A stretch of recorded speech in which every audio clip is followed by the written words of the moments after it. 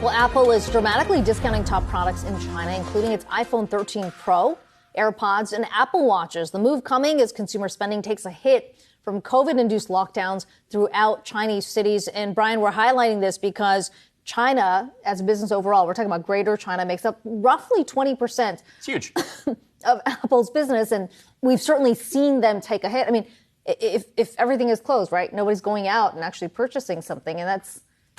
Well, I would say that actually with the Apple story, especially with iPhones and laptops, I mean, you can make the argument that the story of demand for those types of products isn't as tied to any sort of demand rebound post-pandemic or through the pandemic, because if you needed a new phone through the pandemic, you still could have ordered one and had one shipped to you. Now, if you thought it was worth investing in, right? I mean, maybe that's what it comes down to, is it worth the cost? Right, but I just don't think that people wanted to get an iPhone after the pandemic because the economy reopened, right? Like, I don't know how strongly those things are tied together. And in the story of Apple wanting to discount it, which we do have to acknowledge is a rare thing. I mean, I can't remember the last time I have seen a sale at an Apple store itself off of iPhones. But this does show that Apple does recognize that they need to do something to try to stimulate more demand there. Now, what is the story in China for why they need to do that? I don't know if that's necessarily tied to any sort of post-pandemic rebound in demand so much as it might be just other types of agnostic factors, right? Like, it would be a different story if we're talking about Disneyland Shanghai, right? True. But if you're not going out, I mean, yeah, I guess you could have your phone delivered, but that does cut back on foot traffic, people coming through the stores, thinking about purchasing something. I mean, there is some hit there. Absolutely, yeah, and you go into the store. Well, not only are you going to walk away with the phone, you'll be more likely and more inclined to grab a case off the shelf or a screen protector and what have you. But again, I just think it's a little bit more of a stretch to say, like, well, this is just part of the post-pandemic, Probably not. Here. Probably a little more layered than just right. Well, there's shutdowns and people aren't buying. And this could be Apple's business effort to try to recover some of the demand that maybe was lost because of the shutdown. Certainly, yes, that might be part of it.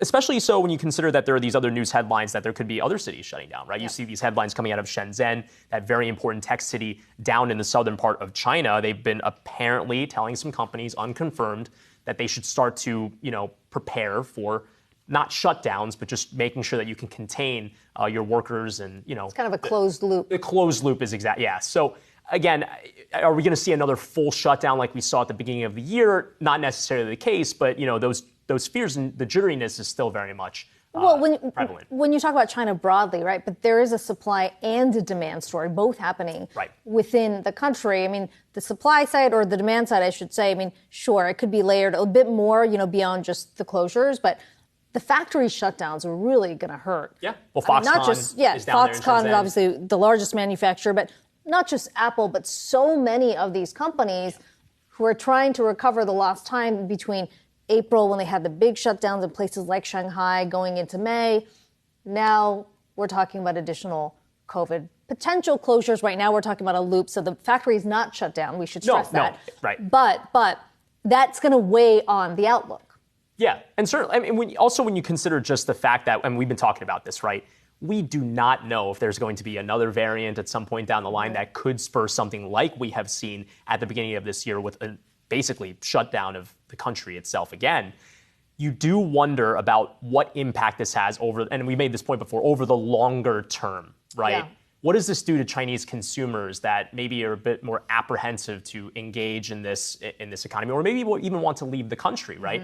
You've already seen a lot of expats wanting to leave the country, and it's not to say that, okay, this is going to turn into some brain drain or whatever, but these are all stories that in and of themselves do have longer term implications, and what that means, it's a little bit too early to say, but you do wonder how that kind of embeds into the psychology of how the economy operates. Yeah, and also what it means for corporates who are, in China. Is it sort of time to diversify? I mean, that conversation's been going on for a while.